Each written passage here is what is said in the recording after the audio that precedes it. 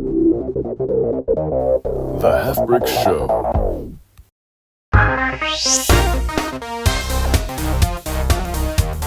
Welcome to the Halfbrick Show. I'm Aiden, and in the wild west of podcasts, we hope to be the top sheriff in town, at least when it comes to talking about Halfbrick games, and the Halfbrick team, which is a pretty low bar, so I hope we clear it. Today, we have another specific two-part special about one of our games, and galloping alongside me is your amazing co-host and producer, Carmen. Hey, Carmen. Howdy, partner. I was going to do a whole intro speaking like a cowboy, but I think that I personally will spare us all the secondhand embarrassment. Yeah, no, you're right. I took most of that anyway. So let's just get right into it then. Over these two episodes, we're going to talk to Jett and Julian from the Guncrypt team. They've been working on it recently with the PC release. And if you don't know, Guncrypt is one of the latest Halfbrick games. It's on Steam. We'll say it 100 times. It's on Steam. Go and wishlist Guncrypt on Steam right now. There'll be a Next Fest demo. And it's a game full of guns, bullets, like a lot of bullets. And what else do we say? Undead, goblins, a wizard, relics, a bunch of relics, very dungeons, fun things. challenges, weird NPCs, yes. mentions to cheese. Who the brick are you? So, welcome Jett and Julian then, to you both. Thank you for coming on. Thank you for having us. Yeah, thank you. It's going to be fun. Yeah, hopefully we like to try. So, can you tell us, this section is called Who the Brick Are You? Can you give us a bit of a rundown about each of yourselves and say who you are, where you're from, kind of that deal? Cool. Yeah, guess I'll start. So, hey, I'm Jett. I'm from Canada, and obviously I'm working on Guncrypt with Julian here. Very nice, very nice. I'm Julian. I am from Florida, the United States, and yeah, I've been working on Guncrypt for a little bit now. Well, have you guys, when you started the Halfbrick, because you're both quite new to Halfbrick, right? How long have you each been here so far? Yeah, so Julian and I started at the same time since January 19th of this year. Wow, There we go. Yeah, to the date. yeah. I don't know. I remember the 19th, and I remember talking about it with Julian. We're like, oh yeah, it was January 19th that we started here. So just under 4 months now. Yeah, we're babies. Wow. And yet you've had a very exciting first 4 months, I think, this project. That's pretty 100%, yeah. So what would you say your specific roles are at Halfbrick, if you had to like define a role other than working on Guncrypt? Code stuff. Yeah. Code stuff. For both of you. They take a little stick and they throw it at you and they say, go do that. And I go, okay. Yeah, no, so Julian and I are pretty much just developer generalists here. So obviously we handle a lot of the sort of programming side, but we also work on design work with a bunch of other people too. So we're pretty sort of encompassing in terms of that. But we focus a bit more on the technical side too, in order to make sure that, games like Guncrypt turn out to be as best as possible. Nice. Yeah, lovely. Okay. Very cool. Nice to get people who know math, I guess, on this podcast. Not go that far. Whoa.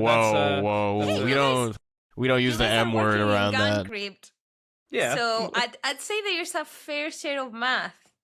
Good math. The Pokemon kind of math, I'd say, but yeah, we were talking about the catch rate. I actually did mention that the other. Yeah, we were talking about it because we did actually, like, as we were looking through, we did find this very complex equation, and I'm like, Julian, this is like the Pokemon catch rate formula. For those who haven't seen it, go look it up. There's like a million different things that go into it. It's one of the longest and craziest things I've ever seen in games math, and it's like magic. Just for like when you throw a Pokeball on a Pokemon in any Pokemon game. Yes. That particular moment. The rate of success at which you will catch the creature is determined by a formula that I simply couldn't. I've taken so many math classes. I've done so much stuff. I've never seen anything like that. Wow. That's impressive. I'll look it up after, but I'm very scared. I wouldn't do it right now. It might burn my brain. That was enlightening. I have to ask one question because we always ask this one to our guests, which is, what is your favorite game?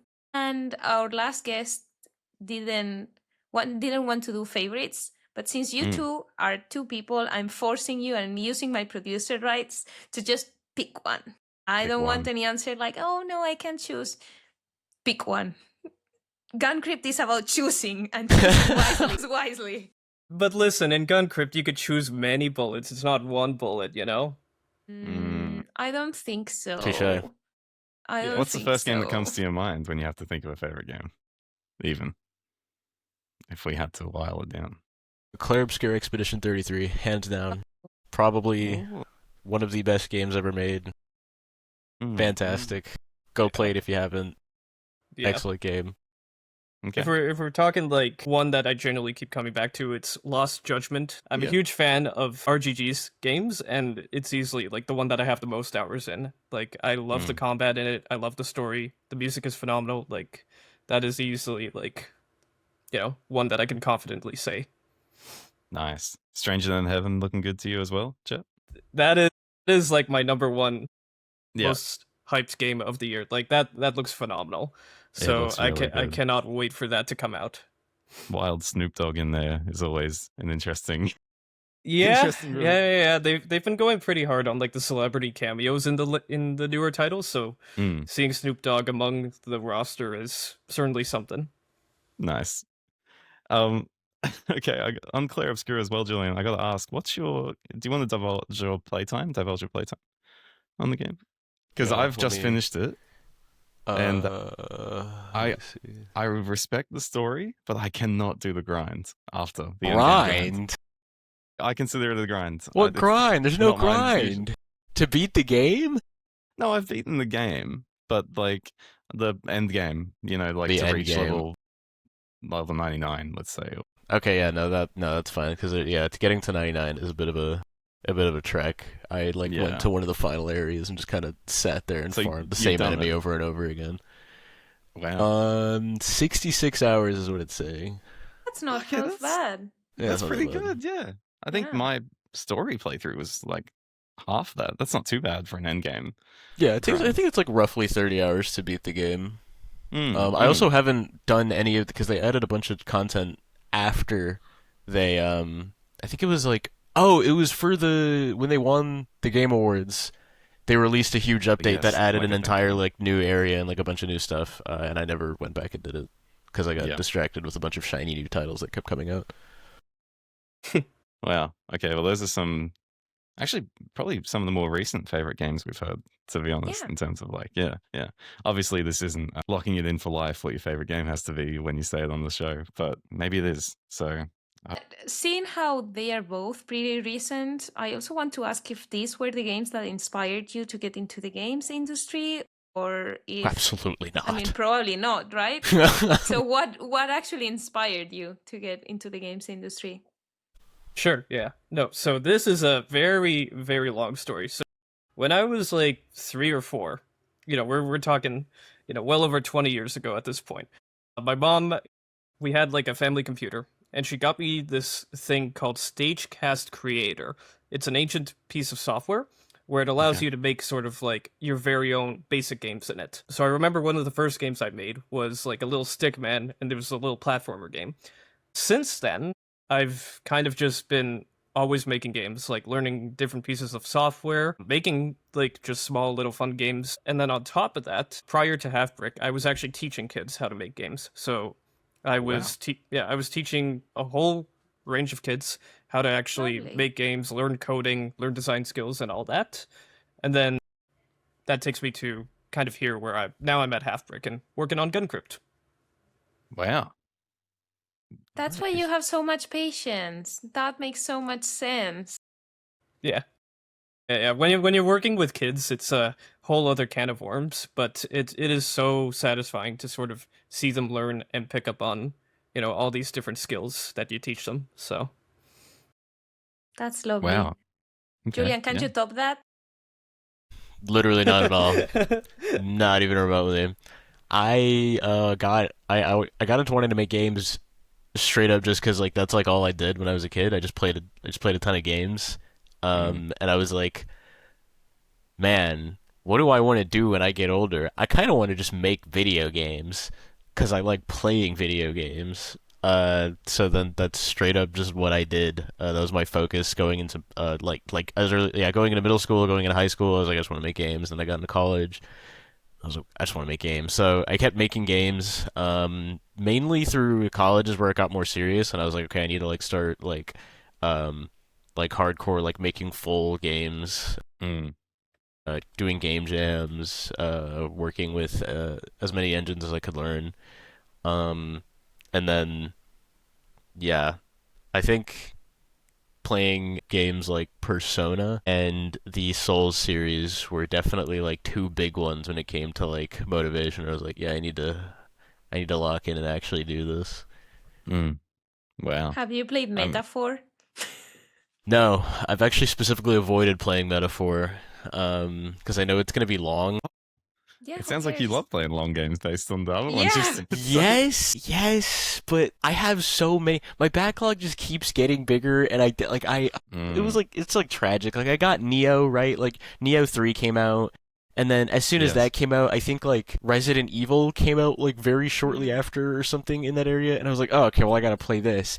And then there was like some other game that came out right after that, and I was like, oh, well I gotta play this. And then my friends got me into Deadlock, so now I'm just like on that addiction. And then I got Pragmata, and I'm like, oh, I gotta play that. I still haven't finished. The only game I finished listed is Resident Evil. I still haven't finished. I haven't barely scratched Neo 3. I'm like slowly edging my way through Pragmata. Like I'm cooked. So I think of Metaphor, and I'm like, oh my god, that's like at least. Have you finished it, Carmen? No, I just got it last weekend, I think, last week, because it was on sale. For everyone listening, I'm so sad you missed the sale, and if you didn't, we're in the same boat. And yeah, I'm just like 10 hours in, and I'm loving it. But then again, anything that Atlus does. I am assuming it's in the ballpark of at least 90 hours. Yeah. Probably close to. I've Is 120? 120, yeah. Yeah, that's not happening. By the looks of it, it looks like that. But I'm not happening for a while. RPG fan. So. I did Persona 4. I did Persona 5. I think my Persona 5 playthrough came out to like 130 something hours. My Persona 4 one was like roughly 90. I can't do it right now. Yeah. I want to, but I can't. I'm feeling like incredible that... scene. Like I'm not strong enough. No, I'm feeling like that ancient meme of "you are like a little baby, watch this." Yeah. Wow. Yeah. Well, showing our age. If I had to just drop an opinion in that one real quick, because I love to give my opinion. Pragmata. And we love finish Pragmata. It's like an hour campaign. Yes, that's going to be the next one that gets done for sure. I'm just like slowly it's such a hassle because it's like, man, I'm gonna sit down and play Pragmata, and then my friends are like, oh, dude, you're off work, you should get on Deadlock right now, and I'm like, oh my god. Yeah, I see. And then I do every single time. So, but I am getting at least an hour session in every week. Well, that's good. That's piecemeal. That's fine. That's the way you go. What about you, Jett? Have you got a game that's like sucking your time up after work? I mean, I just finished it up, but I just platinumed Final Fantasy VII Rebirth. Yes, so good. I played, like hard mode on that is absolutely absurd. It was so much fun to get into, though. The combat is phenomenal. I cannot wait for part 3 whenever that gets announced and comes out and whatever. Yeah. Yeah, easily like one of my favorite games. But on top of that, I've also been playing a lot of Tomodachi Life on the Switch. Great. I have been absolutely loving that, where I could just go gung-ho crazy with adding whoever the heck I feel like and random characters and stuff that I make up. Julian knows a lot about me and my awesome characters that I come up with. Who's the craziest one that you have in your island? Oh, the Can we drop it in the podcast? Yeah, I don't know who that would be, but there's this one character named Updog that I made when I was like 7 or 8, like on the Nintendo Wii. So I brought him all the way over here, and he has this like really big nose that covers his mouth, and his name's just Updog. Wow! Shout out Updog. We love shout out that to for Updog. him. Yeah, Updog's awesome, man. Huge. Tomodachi Life is also great. I haven't got into that yet because I'm scared of the time sink for that. I'd lose. Yeah. And any cozy game like Animal Crossing, Stardew Valley, Tomodachi, like there's so many of them that are literally just time sinks, and they'll eat up your time, and next thing you know, it's 5 a.m. and you got to go to bed and wake up in a couple hours to work. So Yeah. You got to Yeah. go into them with moderation in mind. Yeah. I think. A They little feel bit. so good. Until it's 3 a.m. the next day and you have work in like 4 hours. Yeah, I mean, Yep. Tomodachi Life got sold out here in Spain. Yeah, So same here. I'm still trying to buy it physical because I like having the nice box and But it hasn't whatnot. been restocked. No, not Damn, yet. wow. Not yet, at least. So Damn. yes, it's sad. Mm. But the day I downloaded the demo, I was up till 5 a.m. Yep. So For the best. For the best. All right. Well, okay. Let's move on to another cool game that we got hands on, which is fun as well to talk about, obviously. Could you guys tell us a bit of a deeper dive into like Guncrypt and what you're working on with Guncrypt at the moment? Just for like, say, for the Yes. listeners who might not know exactly what's going on. Yeah. So currently, overview, we're working on the demo right now, making sure that's pushed out and cleaning things up. And then specifically, without going too into detail right now, we're just like cleaning up a bunch of like UI stuff like right now, and then after that we are just going straight into polish and bug fixing until the demo comes out. Yeah. That's Nice. pretty much So it. obviously, Guncrypt was for mobile at first. It was originally like that. So adapting it to PC, we've had to overhaul all of the UI because obviously you can't just really take a vertical screen mobile game, put it on PC, and call it a day. So there's all these changes that we have been sort of implementing in order to make sure that it feels like a proper PC first experience. Right. Yeah. Of course. Yeah. I mean, well, actually, the next question we were going to get to was actually what's the main difference between There you the mobile version and the PC version. So that's good. That's good to get into that. Yeah. Yeah, because the control scheme it's a mouse and keyboard, obviously, or a controller. It changes the whole input, doesn't it? On the Yes. PC version. Yes. Yeah. Was that fun? Yeah. So one of the coolest and I guess most interesting things is that as soon as we adapted it to mouse and such, we realized how much easier it was because it's a lot more precise. Because obviously on mobile, there was the whole sort of disconnect between where you are on the screen and where you tap and move and all that. It inherently added like some difficulty to it. So while we've been working on Guncrypt, we've also been fine-tuning the difficulty in order to account for more precise controls and stuff like that. Right. Yeah. Yeah. it Yeah, I was- guess because you had to on mobile. Obviously, the map was on the bottom, but you could see Yeah. also the replica on the top. So you had to learn. It was a bit of a more learning curve. Yeah, it was I'd a say, very I big guess. learning curve. Yeah, Yeah. on mobile. And then, when we started testing it on PC, it was rather immediate. We're like, oh, damn, this is really it is like piss easy. I did my first run through and I like got like damn near to the end of the game, and I was like, that's not right. That's not Right. how it's supposed to go. So yeah, we've gone ahead and changed up the difficulty. We've cranked it up a decent amount. I don't think we need to crank it up more, but we'll see.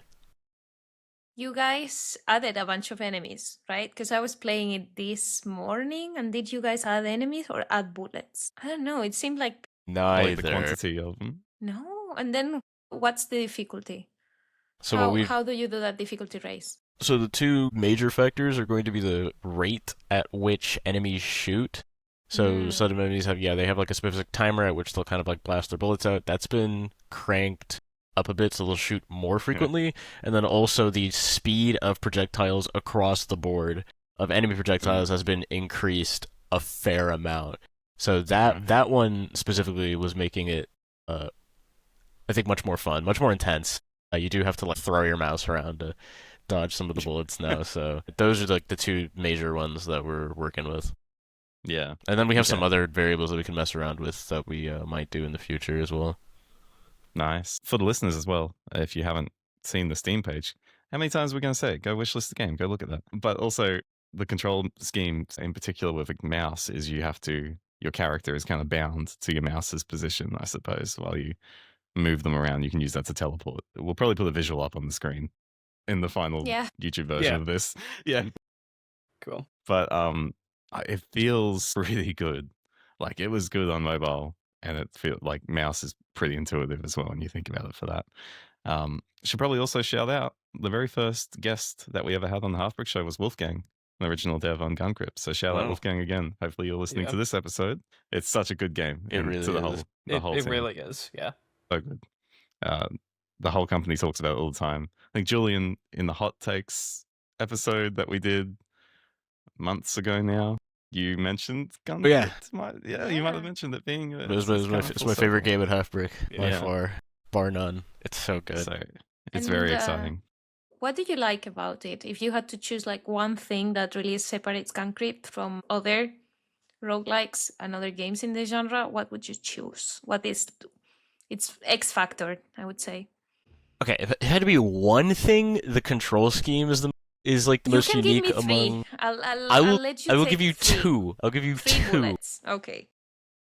So the first is the control scheme. I think the control scheme is like more unique among other roguelikes of the genre. I think everyone's very used to the WASD or joystick input. So having this be literally bound to your mouse and then being able to move around with it and teleport and stuff, I think is a very fun and unique touch that almost like kind of adapts Toho elements in a sense. Yeah. Okay. Which I thought is like just very interesting because there's really not a lot of games like it at all. So there's that, and then I think the whole idea of like the magazine as your method of attack, as opposed to like, oh, pick up new guns. It's more like pick up new bullets, and then the method to which the bullets interact with each other is really funny to me. I think it is hilarious and it's like so awesome because you can just do really stupid stuff with builds. And then obviously, like, the way that, you have your typical stuff like relics, which a lot of roguelikes have, like, there's some sort of item system to kind of enhance different things that your character does, but the way that the relics interact with the bullets interact with each other, and then, like, crazy combos, I don't know, it's just very fun, and it's very fast-paced, it's very quick, so it's like a room, you clear it, and it takes, like, no longer than 30 seconds for, like, a really, like, really heavy room. Like it keeps going, it keeps picking up, and I don't know, it's just very well designed and fun and like concise. Yeah, That's real. Was that only two? That sounded like a. No, it was two. That was two. It was bullets and movement. Yeah. I love the way you described it. That was great. Very good though. Yeah. Jet, do you wanna add something? Yeah, I mean, yeah, so obviously Julian mentioned bullets already. He had that whole spiel about bullets, but that is by far the most unique aspect to me, especially when you get into the super late runs or you already find the bullets that you want and you can already think ahead. Like, okay, if I pick up this one and I get this and I also have this relic, it can get genuinely insane. But on that, I want to specifically shout out how juicy the game feels. So obviously, game juice is kind of like player feedback. It's what you feel. It feels so good to just go around and shoot things. It feels amazing when you have like an entire magazine full of lightning and you just see like a million zaps on the screen. Yes. It feels so good. Like everything about it, it's just very polished, very juicy, and just very fun to just move around and shoot. Even if you're not that good at it, you can still move around and feel the sort of like essence of the game with every shot out there. Yeah, probably the moment once you start really realizing that you can like teleport. I think it's a very early stage, but you realize that like you don't have to walk around and try and dodge things without using the teleport. No, it's a very casual, friendly game, which is what I like about it. Because you look at so many roguelikes out there, the bar to get really good at it is very high. You know, like obviously, and that makes sense for that sort of genre. But at the same time, the sort of thought that, for example, Guncrypt might be someone's very first roguelike, and how they get into it is always something that's on our mind. So we obviously want to make sure that we maintain that sort of introductory phase where, you know, from the second you start the tutorial, you're having fun, you know? Yeah, definitely. And I think, you know, how many times have we played it? It's good. Yeah. When we started, it was good. We're still playing, it's still good. So hopefully everyone realizes that. Because we can say, and I think I've already said it, but Steam Next Fest, the coming up Next Fest, is where this demo is going to be. Is that right? Is there that? Yep. The demo only live during the Next Fest? Do we know that yet? I believe so. Unsure of those specific details, because it could potentially be a little bit before that, maybe, but definitely during. Yeah, definitely during. Yeah, definitely a big push during Next Fest, but we'll see about it before, too. Not too sure, though. Might surprise drop it, who knows? Oh, that would be huge. I honestly can't remember the Next Fest dates off the top of my head, so by the time this goes out, maybe it's already there. June 18th to the 22nd, I believe. Yeah, there you go. Cool. Middle of June. Wow, thank you. So yeah, I'm look good with forward the to that. dates. That's great. Yeah. Yep. Yep. Or well, just follow us on our social media channels, because we're yeah. going to be dropping some Guncrypt related content, like the trailer, or maybe not. Maybe it's some new things, and also maybe I cannot spoil anything. Carmen knows exactly what it is. I cannot spoil anything. I cannot spoil anything. I am required by law not to spoil anything. But yeah, or even if you are subscribed to the Halfbrick emails, you will get a small email regarding that. So don't worry, guys. We won't let you lose track of the date. No, You'll know. you won't forget about Guncrypt. No, and we'll probably announce it on the podcast like 5 times. So we should We've probably have already done created- that 5 times this episode. Yeah. I was thinking that we should have created like a counter or something. Days without mentioning Guncrypt's Steam next phase release 0. Yep. There's nothing wrong with it. Nothing wrong with it at all. No. I wasn't saying Alright. that. No. Jett and Julian, we've mentioned the magazine building a few times, bullets. We want everyone to play and make their own builds. It's kind of half the fun. Well, maybe not half. There's a lot of fun. So saying it's half is a 3/4 of the fun. Yeah, I'd say. it's a lot of the fun. Yeah. But you know how we love to get favorites on the show so far. Could you tell us if you have a specific bullet pool? Let's say so, lightning bullets, like your multi bullets or poison, that you always use on one of your builds while you're playing. I don't have anything. I try and test as many different builds as possible, just to A, because it's just more fun with variety, but B, just because I also want to see like what is the strength of each of these. Like is poison severely outclassing lightning? Is like is like high damage builds where you're just straight up going for like raw damage? Is that unfavorable, or is that doing well? Is that doing too good? Things like that. So I don't have any that I go in where I'm like, I'm gonna do this. However, I have noted that one of my favorites, and it may be one of the strongest, is poison. Just does so much damage, but I did a poison build with as much spread shot and bonus target as I could stack. So I would I just walk up to an enemy, I'd shotgun blast it, and get like 40 poison stacks in one shot. Okay. And then I was like, oh, this is awesome. And then because I was playing it on, we're currently working on like the demo build of the game. I played it on the demo, and I obliterated the second boss, and I was like, oh, this is gonna be so good. And then of course I got the demo end screen pop up, and I was like, right, can't go on. Right, you wanted to carry the build. Yes, the whole game. it was like that strong at the end of floor 2. I was like, oh, this would have gone nuclear. So wow. I will say poison has a disgusting amount of potential, but I think overall building multi-shot will always forever be your best bet, because the game is very proc heavy. You want to proc as many things as possible. So even if you go lightning or you go poison or you go some other status effect, I just always stack multi-shot. It's so good. Okay. Yeah, that's Very good cool. advice. I can see it. Yeah, poison. I should be writing this down. Hang on. Poison bullets for the next fest. Jett, what about you? Yeah, I'm a lightning enthusiast. From the very Lightning. first time that I played it, and I got lightning, and I started to stack it, and there were times that like was killing enemies with like 50 different lightning bolts. Like when you combine that with multi-shot, it is so much fun. Like Yeah.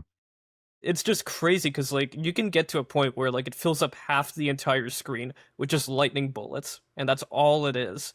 So like obviously variety is good, but also if you just take one type of bullet and just kind of max out your entire, revolver with as many of the same type as possible, it gets really, really fun. So Yeah.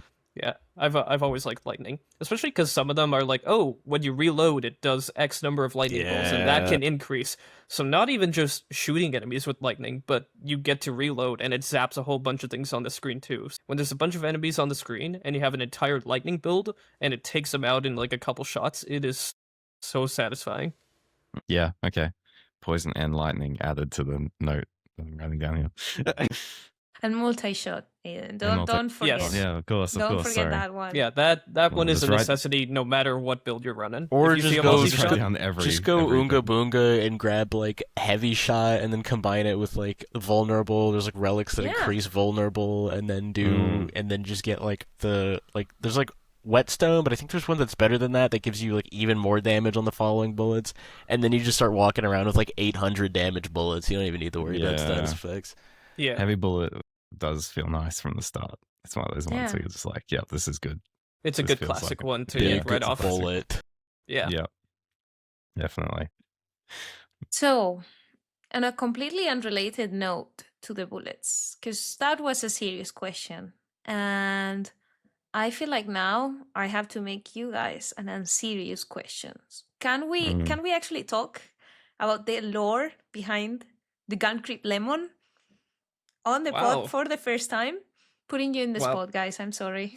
Well, Julian, I don't know if we could talk about this. I don't know if we can. I know, we're just so knowledged. Wow, look at that, guys! It's Lemon. Hello, I'm the Guncrypt Lemon. Yeah, Oh, this is so good for audio listeners. This is the Lemon. He is easily the most vital part of myself and Julian's dev team. So Wow. this Lemon, he sits on my desk, and whenever things get tough, he's the one who actually fixes it all. We have had so Wow. many game-breaking bugs that this guy has solved. Isn't that right, Lemon? Yes, I solved a lot of bugs. See, that's what he says. You just talk to the lemon and everything makes sense again. Is Every- he in any way related to the Gummy Lemon relic? No. I'm the grandfather of the relic. Yes. There he is. Thought we were keeping that a secret, Grandfather. but you know. There's like a Yeah, father somewhere. no, as we're well. getting Well- we're getting some lore drops with Lemon. Wow. Is Lemon part of the dev team, or is he well Lemon paid? is our boss. One We of the report to lead. Lemon Mm. every So, day. no. We report to Lemon. I'm the one who keeps the project on track for Steam Next Fest. Make sure you wishlist it on Steam. Yeah, And we Shaz thank you for it, Lemon. Shaz will tell us things and are like, yeah, but when the Don't lemon be speaks, so sour. exactly. Oh my gosh, that's brilliant. It's What like, the lemon yeah, says okay. goes. Yeah, I told Okay, you it was a CEO, good let's question. wait for the lemon. yeah, exactly. This is our go-to. The most No matter impressive what. part about the Guncrypt lemon has not begun rotting. Apparently, No, It's- this- it's Yeah, been that's there Is for a it little the bit. same lemon? That's the This same. is the lemon. same Lemon from the very first time when we called. Oh my god. Like, yeah, like you don't see any mold on him. He is. Apparently, he's He's hard made as a by the rock, though. Guncrypt Yeah, gods, there's like some secret messages on the back. I'll let people interpret what those mean. Oh, I can't even see those on my Yeah. because of the stream. Wow. Okay, Yeah, I'll well- be watching that back. Yeah, well, it's okay. We have his goofy little face, but yeah. Mm. Prior to the lemon though, we actually had a Guncrypt orange, but I got hungry and ate it. Ah, So I swapped to a lemon because I don't think I want to eat a whole lemon in a sitting, but I wanted to eat a whole orange. You know. Yeah, that's fair. You just Julian just comes onto a meeting one day. You've got the most sour face. And it's like, where's Yeah. Lemon Jet? Where'd lemon go? Well, about that. I didn't really know much about he's the still lemon. not does getting it? over it. Yeah. Because I have lemon. seen it, but I Yeah. feel like this is. I vaguely remembered it. Yeah, this is the best Halfbrick team member ever. Wow. You know, Yeah. Be sure to We put just- him in the praise and you recognition should let form. me host a podcast next time. See, like even he has No like really good problem. ideas. No You can let problem. him edit the No podcast pro- if he wants. to No come. Oh, problem. yeah, please edit. No problem. That's what he I says.